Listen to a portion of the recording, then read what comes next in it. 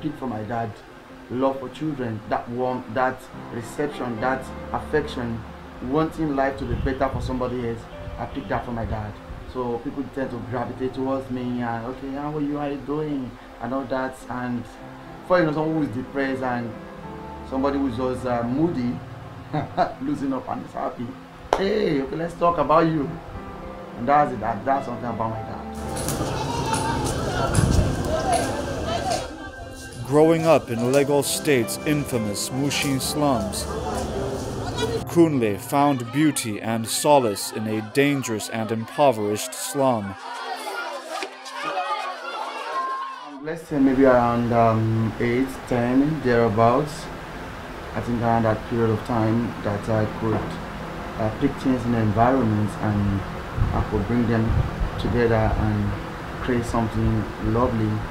And I think that in the long run also reflects in my struggle as a young man.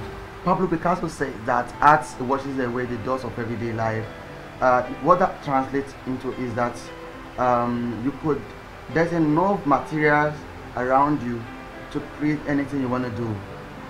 So for me as a young child that grew up in an environment like the slum, there are a lot of tailor shops around us. And as a child, see us running around the street and all that, playing around. So while playing around, I was able to find those objects.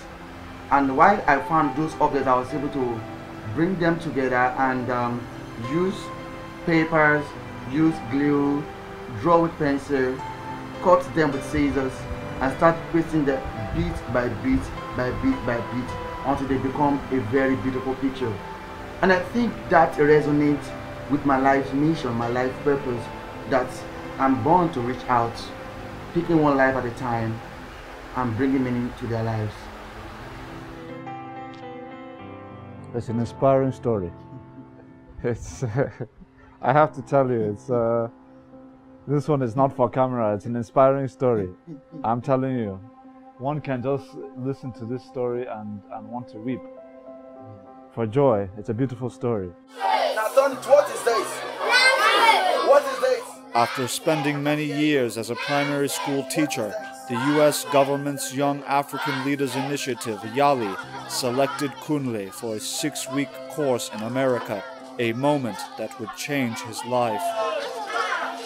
When I was about traveling for YALI program, I actually resigned. I was working as a full-time teacher in a school. I was a primary school teacher. So I told myself, okay, after I return from YALI, my life must not be the same again. I can't go for YALI program and come back and remain on the same spot. And I want to tell you, ever since I resigned, now I'm on my own as a young social entrepreneur. I'm doing better, I'm living better. I have time for my community, I have time for my family, I have time to do whatever I need to do because I realize that YALI has given me so much and I have so much to give back. My wife is very inspirational and instrumental to what I do. As a matter of fact, when I was traveling to US for the first time, my first time of traveling out of the country, I ensured that I did a work of art for her titled My African Queen. The work is there, the art is there.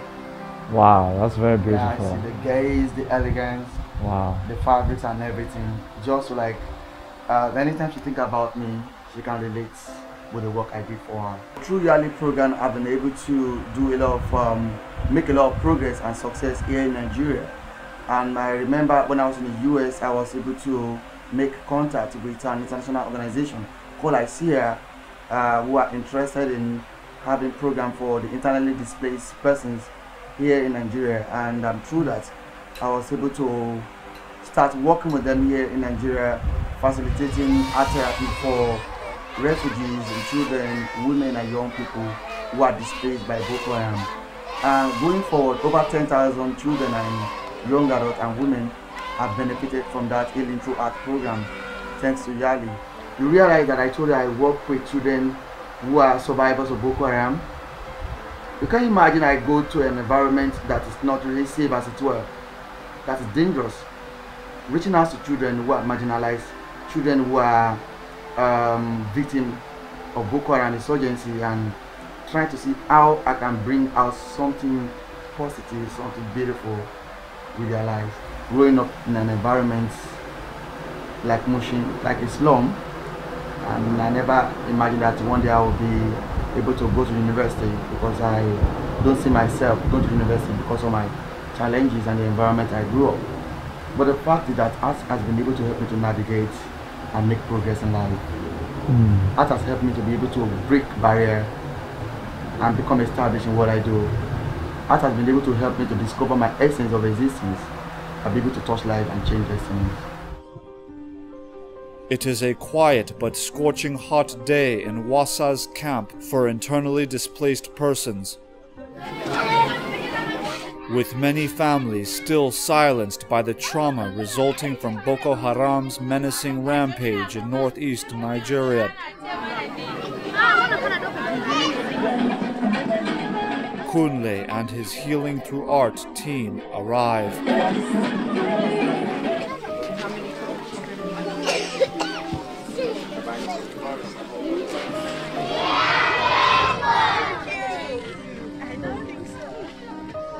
How are you? We are fine, we need this.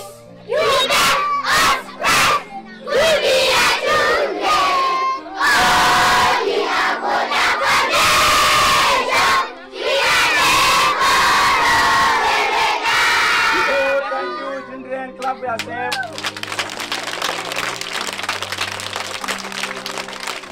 Okay, sit down. Have a seat. Have a seat.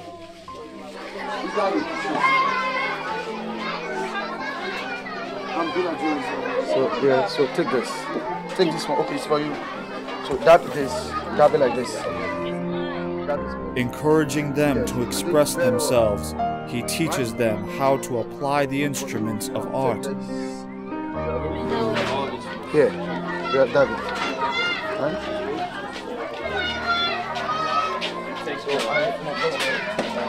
And one of the things we use for children who are displaced, who have experienced a lot of trauma, is using art as a form of therapy.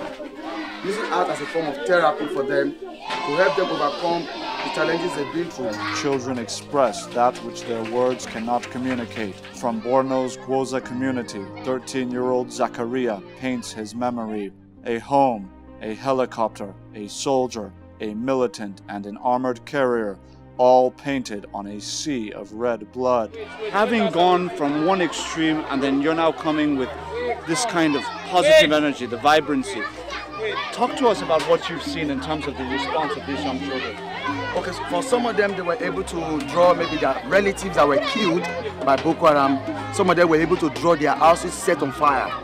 Because based on the drawing I'm saying, why their father and mothers were killed, they take away the children as child soldiers, that they burn their houses. And these are represented in some of the drawings they have. And as for me, art has been able to create a different experience for them, giving them an alternative. The intention is to replace the horror they've experienced with something beautiful, something magical, something inspirational. And that's why we are here today. I'm seeing several markers and colors which are very much reflective of the day we've had with you doing what you do best. And really, I'm very curious to know, given the impact you've made already, which has established you as one of Africa's recognized young leaders, what is your vision moving forward? What would you like to see happen, in the Nigerian context within the next 5-10 years as it relates to the work you're currently doing? Thank you very much. So I'm someone that really believes so much in collaboration. That I believe that through collaboration you can actually achieve a lot of results. And going forward, we've been able to make contact with Nigerian Medical Association for endorsement on art in medicine program.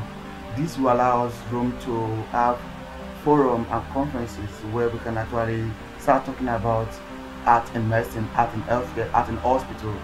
This can become a conversation, because this is not what you hear, this is not what you see, but through what we're doing presently now. So that will really spark that conversation, and through that,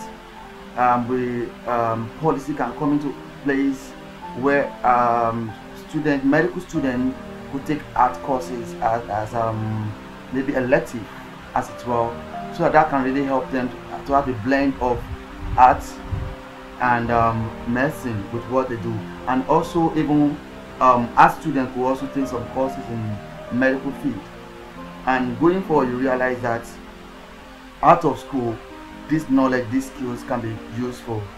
And also, in addition to that, is the fact is that we want art therapy to be part of the curriculum for medical students, for art students, for those who are in psychology, for those who are in sociology, because everything is all interrelated in one way or the other. So that is another way forward. And another thing is that in some hospitals or in Lagos, let's say using Lagos as a scope for Lagos is like Nigeria. Lagos is very big. Is that in every hospital there will be a safe space for creative engagements, where children and young people who are living with cancer will go into and explore and express themselves, bringing out something hopeful, meaningful in their lives. Kunle Adewale continues to inspire others because he stays inspired himself by engaging with the spark of curious creativity stirring in his own soul. His infectious personality and heart for others make him one of Africa's future leaders.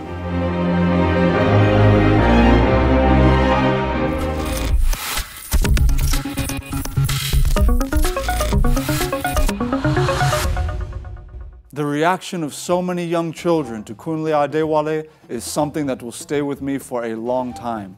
Kunle has demonstrated that what was once regarded as a hobby can now be considered as a legitimate means of empowerment and tangible healing for the sick, in no small part due to the dogged determination of this young Nigerian. Next week on the program, we take you back to Nairobi, Kenya, where we are honored to hear from a young Ugandan Nobel Peace Prize nominee, Victor Ochen, amongst several other young African leaders who offer their moving accounts of sacrifice, determination, and ultimately achievement in the face of daunting odds. Please join me right here next week for the inspiring stories of these deeply engaging young African leaders. My name is Ajuri Ngilale. Until next time, lead where you are, and followers will find you.